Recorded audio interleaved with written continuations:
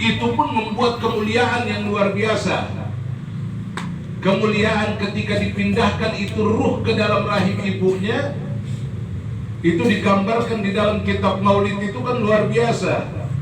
Ketika ruh Nabi Muhammad dipindahkan ke rahim ibunya, subhanallah, itu sampai perlu diumumkan kepada para malaikat-malaikat untuk bersiap-siap menyambut kedatangan daripada ruh mulia yang akan dititipkan oleh Allah di alam yang kedua, yaitu di alam rahim.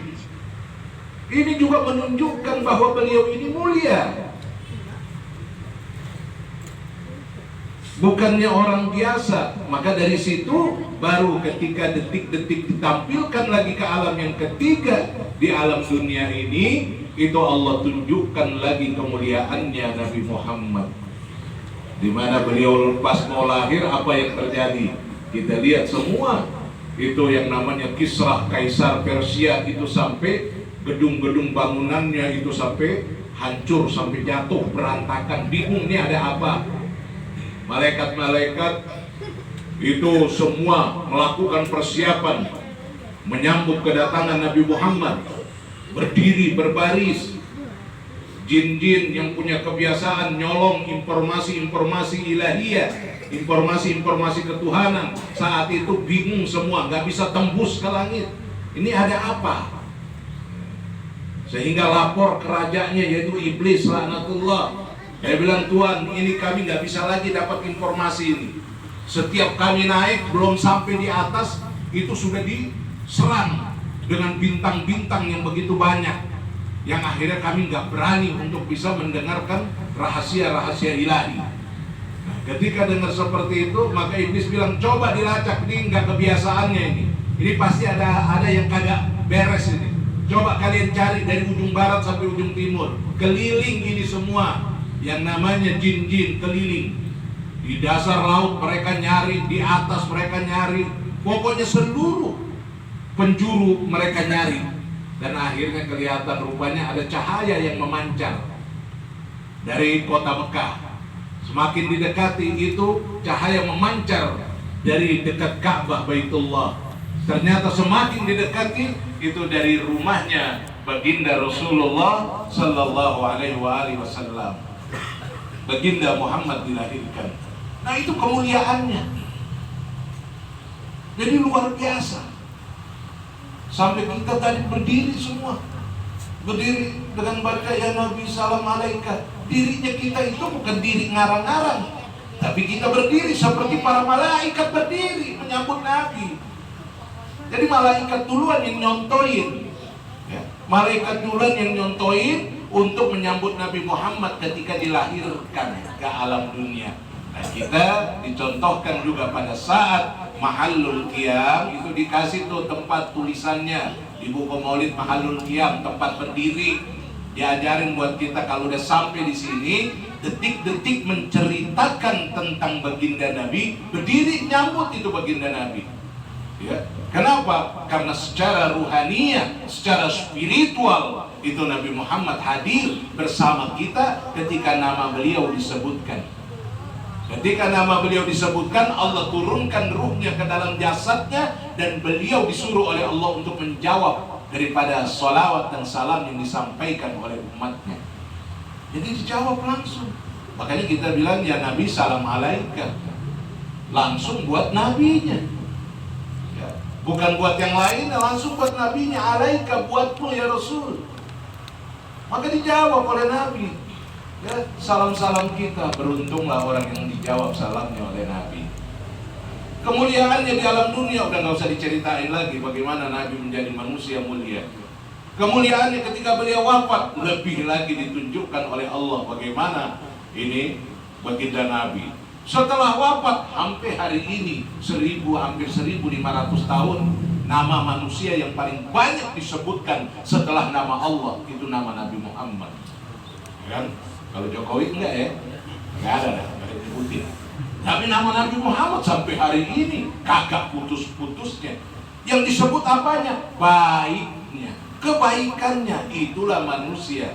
Ya, manusia itu ketika dia pergi meninggalkan alam dunia, maka yang disebut-sebut adalah kebaikannya. bukan kejahatannya.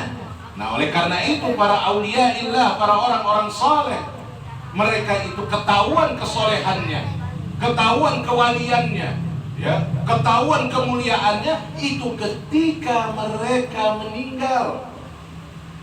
Baru orang merasa kehilangan, baru orang merasa bahwa manusia ini orang baik, orang ini orang saleh.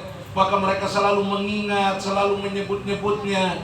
Akhirnya dibikinlah ya satu acara yang kita sebut dengan haul, yaitu memperingati daripada hari wafatnya. Karena biasanya kita nggak tahu, kalau masih anak-anak kecil kita belum tahu dia wali apa bukan, ya kan? Kadang-kadang nakalnya naudzubillah min dzalik. Ketika udah mulai dewasa baru udah mulai jadi orang soleh. Ketika udah tua tambah soleh, meninggal di dalam kesolehan, dalam husnul khatimah. Nah, maka baru orang bikin peringatan walinya, ya, peringatan haulnya. Sampai hari ini kita kagak pernah dengar, ya, ada penjahat, pembunuh itu dia mati diperingati haulnya. Ada apa enggak? Kali di Sepatan mau bikin model baru gitu, ya kan? Haulnya pembunuh, haulnya penjudi, ya kan? Haul itu untuk memperingati orang-orang saleh. Kenapa? Karena ingin diambil pelajaran dari situ. Nah, kita juga seperti itu. Kayak pada malam hari ini, yaitu kita lihat daripada ibunda kita yang selalu mendampingi guru kita, kiai kita, ini Ibunda Bahriah. Kita tahu beliau seorang guru, ya, buat ibu-ibu. Beliau juga adalah orang baik, beliau adalah orang saleh. Maka diperingati, ya. Kita ingat bagaimana baginda Nabi Sallallahu Alaihi Wasallam itu ketika baginda Nabi sudah menikah dengan Siti Aisyah. Walaupun sudah menikah dengan Siti Aisyah, tapi selalu kadang-kadang di dalam tidurnya Nabi selalu bilang Khadijah, Khadijah. Kadang-kadang suka ngelindur Khadijah, Khadijah. Kadang-kadang Nabi udah bangun ketika disiapkan makanan yang harusnya makanan itu cukup 2 piring, yaitu antara Nabi dan Siti Aisyah. Tapi apa kata Nabi? Tambahkan 1 piring lagi. 1 piring lagi buat siapa? Gitu. Buat siapa? Buat Khadijah. Jadi selalu teringat terus, ya. Selalu teringat. Kenapa? Teringat dengan kebaikannya, teringat dengan pertolongannya, teringat dengan bantuannya. Itulah yang membuat seseorang selalu ingat kepada orang-orang yang pernah baik kepada dirinya, ya. Apalagi beliau adalah seorang guru, ya, mengajarkan kepada kita semua untuk bagaimana supaya selalu ingat kepada orang-orang yang pernah berbuat baik. Apakah itu istri, apakah itu orang tua. Ini adalah tariqah. Ini adalah satu ajaran yang bukan sembarang ajaran, tapi ajaran yang telah dituntun oleh guru-guru kita, dituntun oleh para ulama-ulama kita, dituntun oleh para habaib kita, dituntun oleh aslafun as-salihin. Mereka nuntun kita, nih tariqah yang benar, tariqah yang kalian ikuti, tariqah yang kalian lakukan. Kalau kalian punya istri ada yang meninggal, istrinya baik, istrinya guru, nggak ada salahnya kalian peringati daripada haulnya. Ya, kalian punya orang tua, kalian peringati haulnya, nggak ada salahnya. Kenapa? Karena di dalam haul itu kita akan mendapatkan itu berbagai macam keutamaan.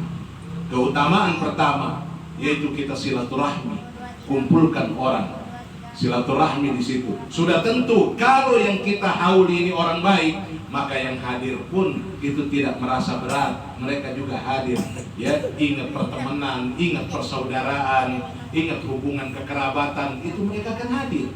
Ya, beda kalau orang tidak baik bikin haul, nggak ada yang datang, ya, nggak ada yang datang. Kenapa? Tidak ada ikatan emosional, ya, tidak ada ikatan ruhaniyah antar mereka. Nah, oleh karena itu tidak ada salahnya buat kita kalau kita ingin bikin haul orang-orang tua kita, guru-guru kita, silakan, ya.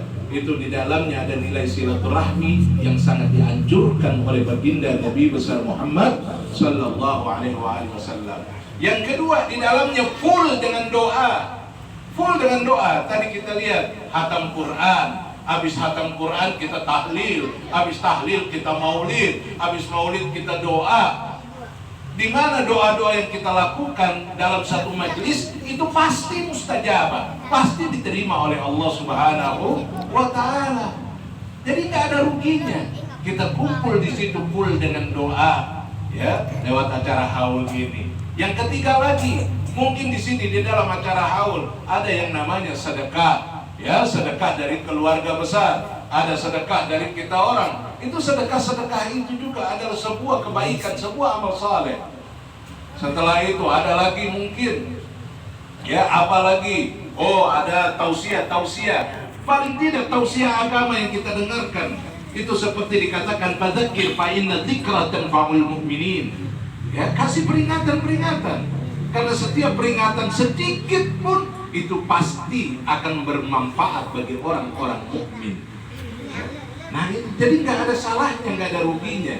Jadi ketika kita bikin haul, mudah-mudahan ini haul itu menjadi kebaikan buat kita semua. Ya, dan yang paling penting setiap haul yang dilakukan itu adalah mendoakan almarhum dan almarhumah kita.